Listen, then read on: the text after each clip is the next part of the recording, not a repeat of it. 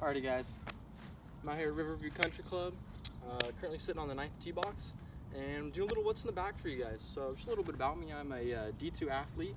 I play for Simpson University out of Redding, California. And I just thought I would kind of break down what's in my golf bag and just kind of show off a little bit of what I have going on. I think a little bit of what I have in my bag. This might shake the camera a little bit, I apologize. I got it set up on a golf club. Might kind of shock a lot of people. So first things first, we're gonna go driver. Driver is actually a 10.5 degree Callaway Rogue. So it's actually a really, really nice driver. I like it a lot. I have a Project X PXV stiff flex shaft in it with just kind of like a knockoff lambkin on it. I have a grip I need to put on it. I just haven't had time to do it yet. I don't have one of the new sim drivers, anything that's came out in 2020 because they're expensive and kind of on a college budget. And yes, we get discounts, but I mean, you only make so much money out of a year when you're full-time classes and a full-time sport. So this is kind of, you know, the settlement is I have a lot of clubs that are, I mean, essentially my whole bag is a budget build. And so, I mean, I'm still able to shoot super low scores with all the clubs I have. And honestly, I think my bag is probably $600, $700, everything in there included. And it's a pretty stacked setup, I would say. And I found a lot of great deals off eBay and just Craigslist and other things. But really love this driver. I'll get you guys a shot of me teeing off on the 9th. It's a par 5. I'll get you guys a little video of me swinging that. If we move on to the next thing, right here, which are these are the actual grips I have all in my bag. Are these red lambkins are really, really nice. My 3-wood is a TaylorMade R11. I think I got this thing for like 20 bucks. No joke, 20 bucks off of Craigslist. It's a great 3-wood. It kind of is a little draw biased, I would say, and I naturally hit a draw. So I have it set on an open setting, and I do believe that I have it upright a little bit, so it kind of sits up a little bit, and it's really got a nice tour look, if I'm being honest. It just sits really even behind the ball and really, really easy to control. I can shape it either way I want. Just works really, really nice for me. It's a great club. It's awesome. Moving on to the next would be my irons. I'm not going to show off all of them. However, I will tell you what my set is. So my set is 4 through pitching wedge in irons. And actually, before I show you those, I forgot, because this is a new addition to the bag. I almost didn't even mention this. I have a Ping, I don't even know. It's a G something. I traded someone on the team. I had a fly high 3 iron, kind of like a driving iron that I traded for this hybrid, because it just blends in my bag a lot better. But it's a Ping hybrid and really gets the job done. I don't like the grip on here. It's a little thicker than I'm used to, but I don't mind. And I mean, dude, this thing just, when you're looking like 230, 235 and you need something to launch high into greens, this thing's money. Great for long par 3s, launches beautifully, really sticks on the green, so I really, really like it. Super easy to hit. My only complaint is this is a regular flex shaft. Honestly, it holds pretty well, but I do wish it was stiff. However, that's something I can always change in the future when I get a little bit of money. Going back to my irons are a Mizuno. They are forged cut muscle. It's a muscle back, the MP57s. I think these came out in like the 90s, maybe early 2000s, but man, I mean, people talk great about Mizuno, and Mizuno makes amazing clubs. I mean, just absolutely amazing. And so to be able to hit a forged Mizuno, I mean, even if they're older, I mean, yeah, I might have a little bit less feel, even though these are players iron, dude, they feel absolutely amazing. The workability with them is absolutely awesome. I'll make sure to get a shot of me hitting these too. They're just great clubs. In them, I have the Project X 6.0s. If I'm being honest, they're a little heavy, but I really do like the look. I like how they're straight, they're not stepped. And I mean, when I do get them moving really nice, that little extra weight powers through the ball really nicely, and the flex in them is no complaints at all. So my iron set is actually a 4 all the way down to pitching wedge, and then we go to my wedges. And my wedges, might as well just pull all my wedges out of the bag here. I can show these off a little bit. Sorry for the shaky camera. Not a professional with this yet. I have a set of Cleveland CG15s, 50 bucks off eBay, brand new. They're a little dirty right now, but I go 50-50, so this is my, this is my 50, and then my 54, and then my 60. I like how all the faces are actually shaped a little bit differently. I don't know if you can tell. They're all shaped, and the 60 is kind of more of a spoon. And I'll get them up close. They do have milled faces. Sorry, that's a little dirty. Been having a little wedge practice out here, but absolutely love them. Absolutely love them. They're great clubs. They do exactly what I want them to do.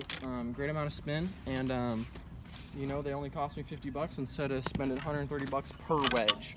So absolutely great deal. They're awesome. Moving on to last, I have a Ping Answer T putter.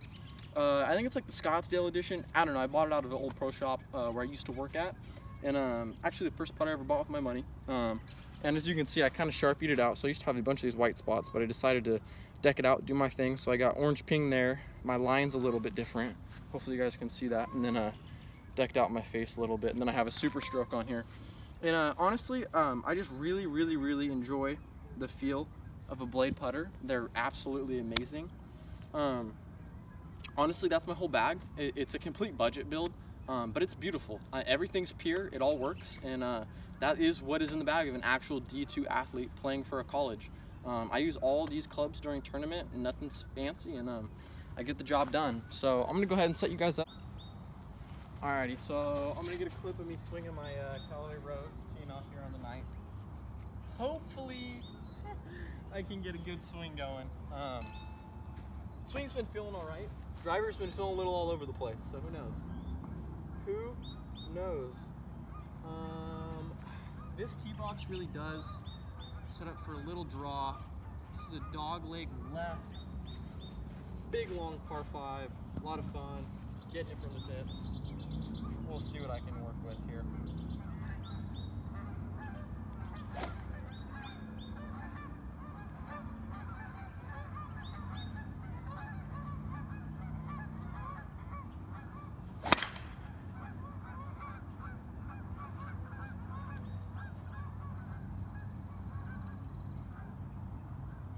Took a super aggressive line right there. So you can cut that corner and go over those trees. I don't know if the camera's getting those, but there's these trees hanging down the left. And that's exactly what I did. I meant to hang it a little bit more right and stay down that left side of those trees, but I took it over, and I'm not gonna complain with that because that takes a lot of yardage off, and we might be getting there in 2 and showing off the 3-wood a little bit. So I'll go ahead and show you guys my next shot. So I'll go ahead and walk you guys down the fairway a little bit here. There's a bunker off to the side that you're kind of dealing with. The tee blocks are back over there. These are this is the tree line I was talking about. And I don't know if you can see my ball or not, but just up here, just to the left of these geese. Gonna kind of have to hit a little draw around these trees. I don't mind when things set up to a draw. It's a natural swing for me, so nothing that scares me. That's the 10th over there, and then that's the 1st, which is another par 5 where that blue pin's over there. I don't know if you can see that or not. Beautiful course. The Bermuda's still dormant out here just because, you know, we haven't had great overnight temperatures, but it is what it is. We'll go ahead and take you guys kind of through my thought process here on this shot.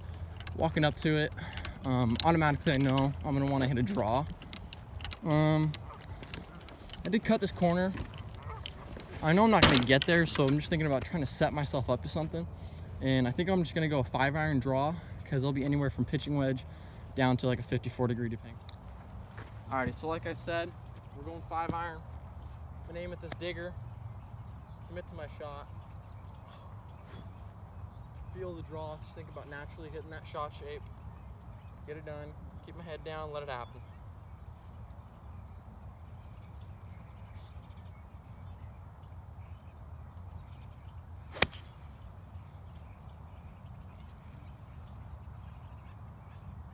Oh yeah.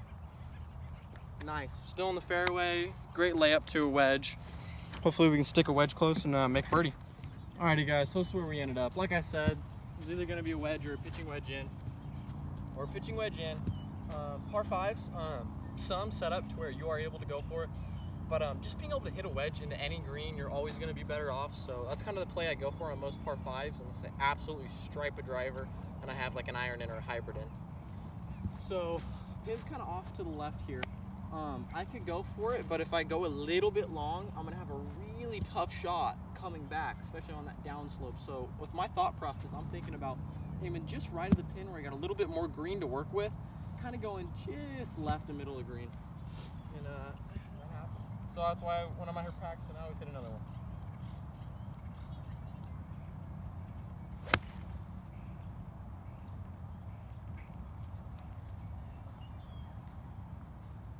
Because that one was a lot better. When I'm out here doing my practice rounds, I always carry 2 balls in my pockets, because you never know what you're gonna do, and you never know little silly mistakes you're gonna make. I kind of slipped. I'm wearing spikeless right now, these FJs, and I kind of slipped on this first one. Also didn't keep my head down, and I kind of went a little too steep. I felt it, so I chunked a little. But I'm short of the green, which is a way better miss than being long. I'm gonna be able to, get a little action with my new wedges and go up and down for par. And if I had hit a good one, pitching wedge was definitely the number. Left myself an uphill putt, and so definitely. And these irons they feel pure, guys. It's great. Alrighty, guys. So I got this little pitch shot here. Got about 30 yards. I'm gonna try and stick her in there close. See what we can do. Use the bounce of this wedge. Really let this happen. Spin a little. Yep. That is a good shot right there. Downhill putt might be a little difficult, but got a chance to make par.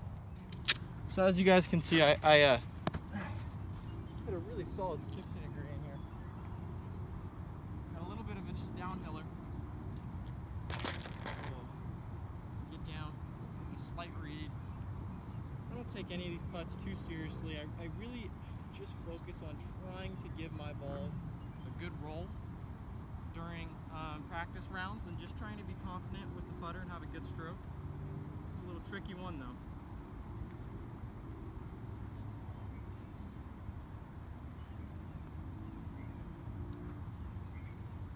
They'll get you though.